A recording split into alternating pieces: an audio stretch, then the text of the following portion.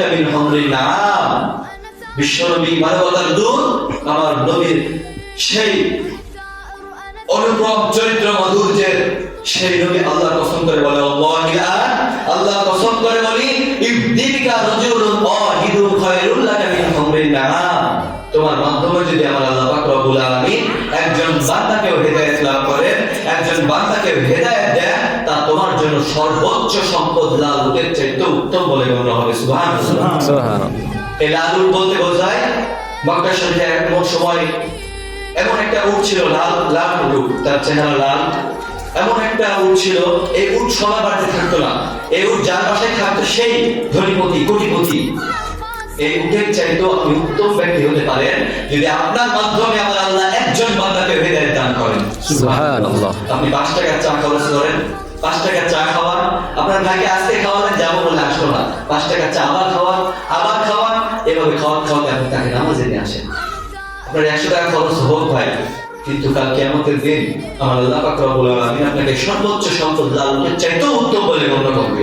সুবহানাল্লাহ। সম্মানিত ভাইয়েরা আমার, তাই আজ থেকে আমরা চেষ্টা করব, আমার ভাই পাশের দোকানে বসে আছে, আমি আসছি নামাজে, ভাই আমার নামাজে আসে না, ভাইকে আমরা দাওয়াত দেব, প্রয়োজনে চা খাওয়াবো, এমনকি তার সাথে সুন্দর কৌশল ব্যবহার করবো, প্রয়োজনে আমাদের 200 টাকা খরচ করবো, পারবো ইনশাআল্লাহ। ইনশাআল্লাহ আল্লাহ তুমি আমাদেরকে কবুল করো, সকলে বলে আল্লাহুম্মা আমিন। আল্লাহুম্মা আমিন।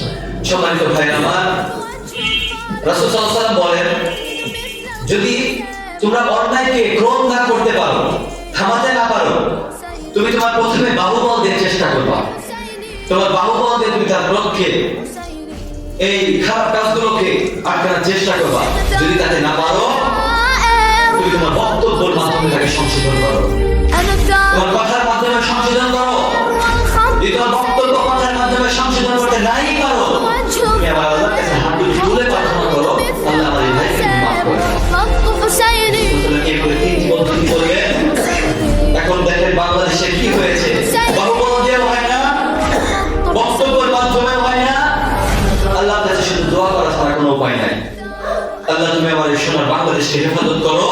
এতদিন জালেমরা এই দেশকে পরিচালনা করেছেন, ইসলাম ধর্মকে কোনো গণ্য করেন নাই, আলেম ওলামাদেরকে কোনো গণ্য করেন নাই, কিন্তু এই আলেম ওলামাদের মাঝে আমার আল্লাহর 30 পারা কোরআন তাদের মাথায় আছে, আমার আল্লাহর হাবিবের রাসূলের হাদিস তাদের বুকে আছে।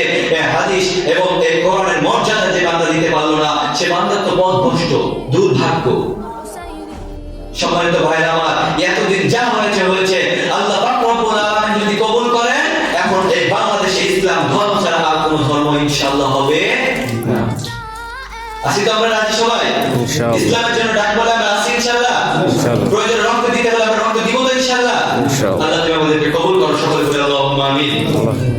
সম্মানিত দিন ভাইরা আমার, যুবক ভাইদের উদ্দেশ্যে আমি কিছু কথা বলবো, যেহেতু মুসলিমরা কম, এখন যারা আছে, এখন আমি যুবক বৃদ্ধ সবাইকে